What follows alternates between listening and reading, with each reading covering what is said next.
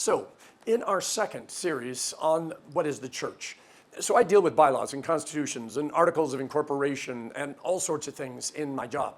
And one of the things that we always have to ask is something as simple as, is a group following what they said that they were going to follow? In other words, if they said this is who we are and this is how we're going to do business, is this who they are and is this how they're doing business? When we ask about the church, what is the church? Well, we've got the scriptures. And I know that it's been a long time since people actually said this is the inspired inerrant word of God, but that's what our church holds to, because if it's not the inspired inerrant word of God, then we have no idea what we're doing. Because if you ask me what the church is, and I ask you what the church is, we're going to have two different ideas. And so we say, hey, God, what have you got in mind? And it's not easy because there's all these metaphors and all of these stories, but all of them say the same thing. We are God's people.